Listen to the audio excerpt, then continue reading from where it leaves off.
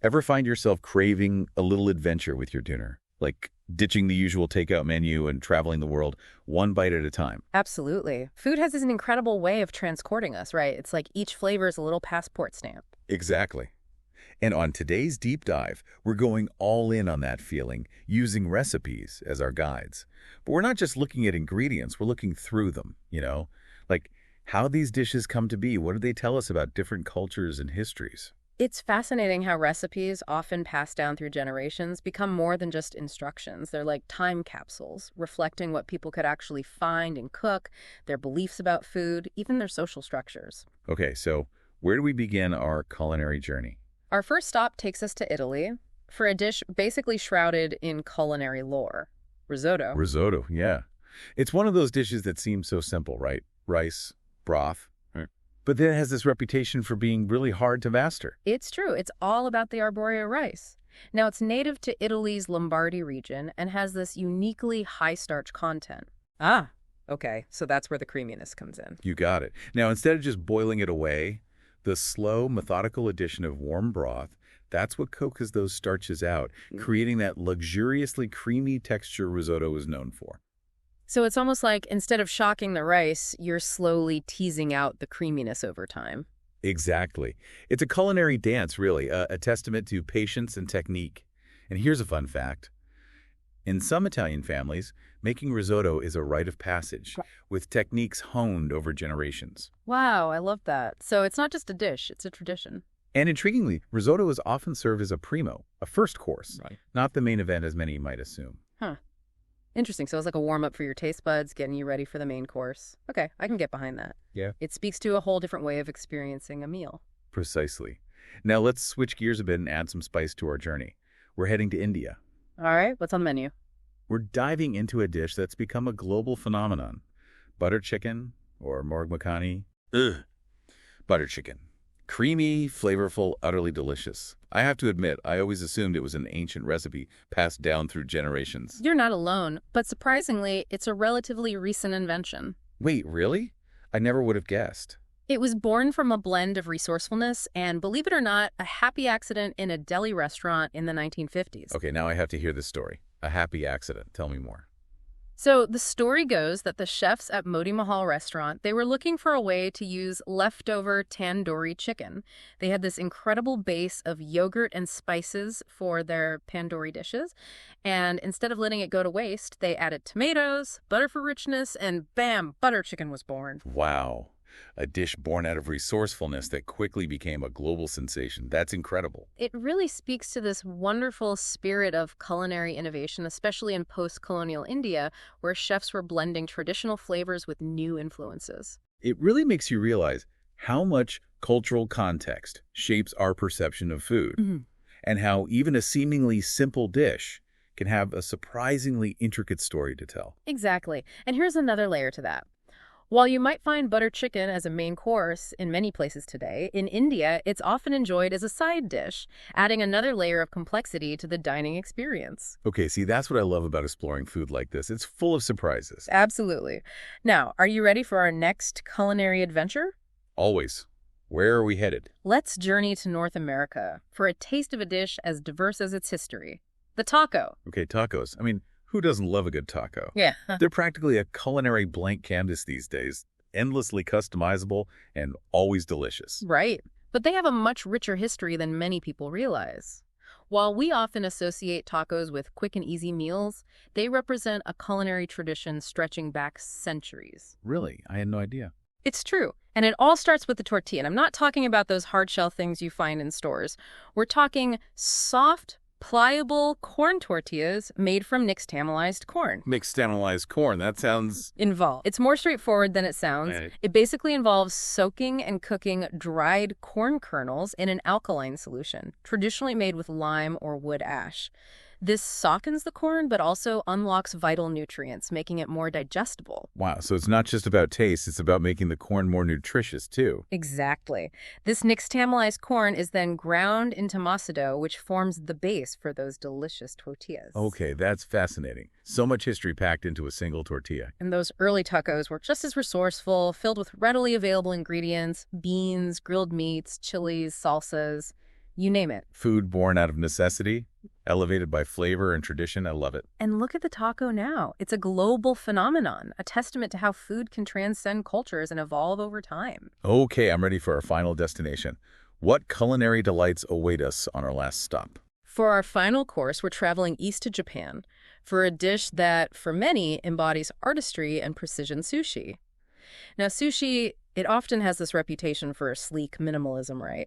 But it's actually a dish deeply rooted in history and tradition with, believe it or not, raw fish being only a recent chapter in its story. Okay, yeah, I have to admit, when I think sushi, raw fish is kind of like the first thing that pops into my head, so I'm definitely ready to have my preconceptions challenged here. I like it. So the origins of sushi, they might surprise you. It actually began not as this delicacy, but as, well, a method of preserving fish centuries ago in Southeast Asia, to be exact. Really? Wow. Okay, so how does, like, preserving fish turn into sushi? So people would ferment fish by, get this, wrapping it in rice. And they'd let this whole thing ferment for weeks, sometimes even months. And here's the kicker. It was the fermented rice, not the fish that was initially eaten. Oh, wow. So the sushi we know today, the rolls, the sashimi, that whole artistry of it all that came later? Exactly.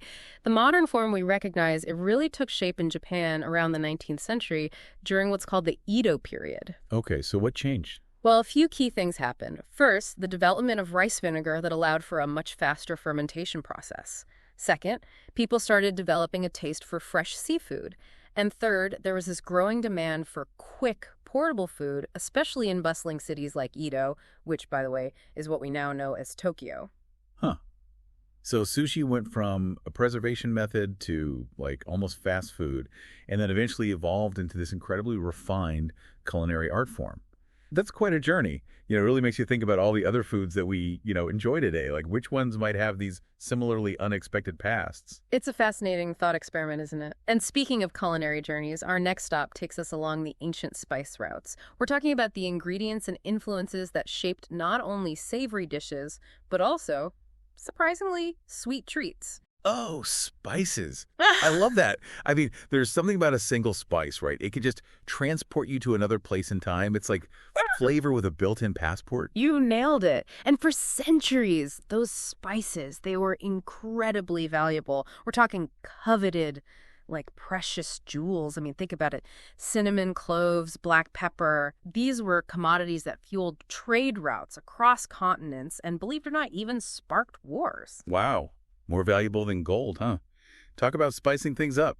What was it about these spices that made them so sought after back then? Well, imagine a time when refrigeration didn't exist. Spices, they weren't just about flavor. They were absolutely essential for preserving food, masking unpleasant tastes, and get this, they're even believed to have medicinal properties. It's not just delicious, but practical and potentially life-saving too. Exactly. Plus, their exotic origins, the fact they came from these far-off lands that just added to their allure. It's amazing how something that we just, casually sprinkle into our dishes today had such a profound impact on history. Right. And it's easy to forget, in our modern world, how precious these ingredients once were. Take black pepper, for instance. Native to India, it was a driving force behind the spice trade. Merchants, they'd traverse these treacherous sea routes, perilous land journeys, all for the chance to bring this black gold back to Europe. It's kind of mind-boggling when you think about it. The lengths people went to for something we often take for granted today. It really highlights how interconnected the world was, even back then. Absolutely. And speaking of interconnectedness, let's talk about how those spices, they weren't just traded, they were assimilated into different cuisines, creating entirely new culinary traditions in the process. Right. So it's like cultural exchange through food. Are there specific cuisines where we can really see the impact of this kind of spice exchange? India is a perfect example, with its incredible diversity of flavors and regional cuisines. Oh, Indian cuisine. Yeah, talk about a symphony of flavors. Yeah. And I know spices are definitely key to that. Absolutely. The art of spice blending, it's fundamental to Indian cooking. It's about understanding the unique properties of each spice and how they interact. Almost like a perfumer blends scents to create a harmonious effect. It does. It sounds almost like alchemy, transforming simple ingredients into something extraordinary. It's a fascinating interplay of history and culture. See, while India has a long and rich history of using spices, the arrival of new ingredients and influences through trade and conquest, that's what added layers of complexity over time. For example, the Mughal Empire. with its Persian influences, introduced saffron, almonds, and other ingredients, further enriching the culinary landscape. So it's like each wave of influence, each new ingredient, it's like they added another brushstroke to this incredible canvas of Indian cuisine. It really is amazing how you can trace a culture's history through its food. It's a fascinating lens, isn't it? It is. Speaking of which, are there specific dishes where we can really see the impact of, these spice roads most prominently? Absolutely. Let's circle back to a dish we touched upon earlier, butter chicken. Ah, yes, the happy accident dish. Besides its, relatively recent invention story, how does butter chicken tie into this whole broader theme of spices and global influence? Well, think about it this way. While the dish itself is a 20th century creation, it beautifully showcases this, like, evolution of Indian flavors. You've got turmeric, cumin, coriander ingredients deeply rooted in Indian culinary traditions, likely introduced, through those ancient spice routes we were talking about. So even a dish that's like relatively new to the scene can still be a testament to centuries of like culinary exchange and evolution. Exactly. Recipes, they aren't static. They're living records of cultural fusion, innovation, even happy accidents. It's like each bite tells a story of global connection. It really does. This whole deep dive has given me a whole new perspective on what's on my plate. Okay, so we've traveled from Italy to India with a stop in North America. Where to next? For our final culinary destination, we're venturing to a region where spices are as celebrated for their sweetness as they are for their savory depth. Get ready for a taste of baklava. Baklava.